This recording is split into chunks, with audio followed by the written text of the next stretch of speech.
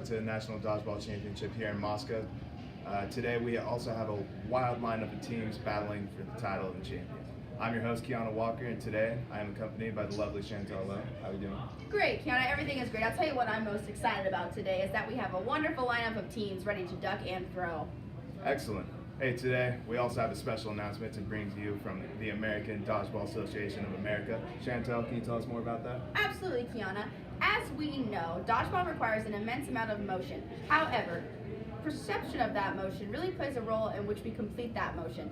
Now, to throw a little biomechanical science at you, peak ground reaction force is manipulated by our ability to change our velocity during that motion, even when there is an increase in a stressor.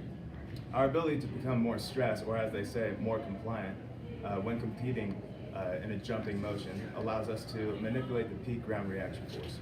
Let's go ahead and move down to the floor for a better explanation by our head ref, Sam. Sam, what's going on down there? Hey guys, boy, I'll tell you, we have a lot going on down here today. One thing we like to focus on with our athletes is the prevention of injury. You see, dodgeball requires quick cutting motions in order to dodge balls being thrown at you. Cutting motions require the individual to quickly jump from side to side, loading the leg muscles at different velocities. That's right, Ref. Cutting motions can often lead to an injury of an ACL.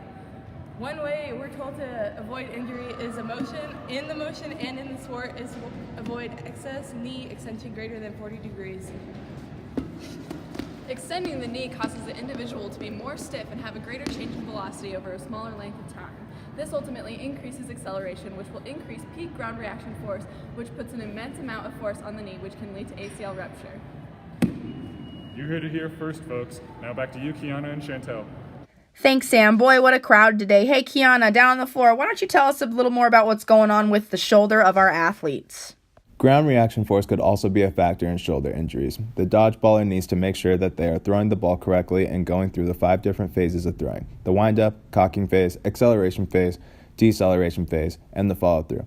The phase where the dodgeballer is most likely prone to injury is during the acceleration phase, since the shoulder will be completely externally rotated and the force and or torque of the shoulder rotation will be created by the ground reaction force produced by the legs while stepping forward in the throw.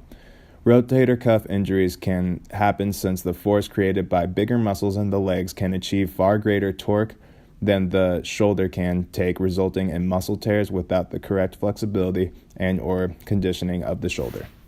Thanks, Kiana. Boy, it's getting really aggressive down there. Our athlete, Katie Mosier, really doesn't look like she is doing well.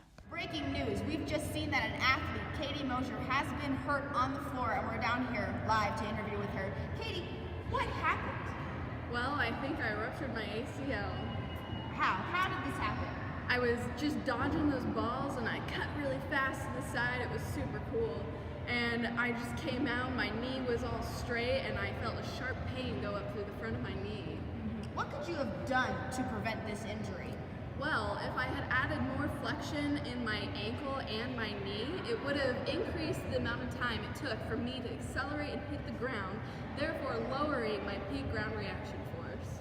And what advice do you have to all of our young dodgeballers out there to prevent this from happening? Well, I would say warm up, stretch, eat a good breakfast, and don't forget to bend your knees.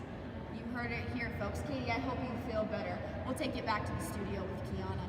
Hello, Chantell. I'm here with Dom, our champion of the Dodgeball Championships here in Moscow, Idaho. Please, Dom, tell us, what's your secret?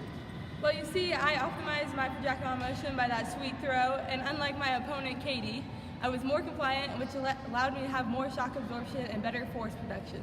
Out. That is amazing. I really hope that more dodgeballers around the nation can hear this interview and understand that this is how you can really generate the most velocity out of your toss. Please, what's next in your endeavors in dodgeball? I'm going to Disneyland! Wow, Kiana, all great information learned today. Hey, the information we found today on the ACL was provided by Wallace, Karnozek, and Bothwell. And the information that we found on the shoulder was from Dave Fortenbaugh. All of the information can be cited if you're interested in looking more in our credentials at the very end of this program. Well, I think that's all we have for you tonight, folks. You fellow dodgeballers, keep watching. We have more tournament coming this way, and thank you. Have a great night.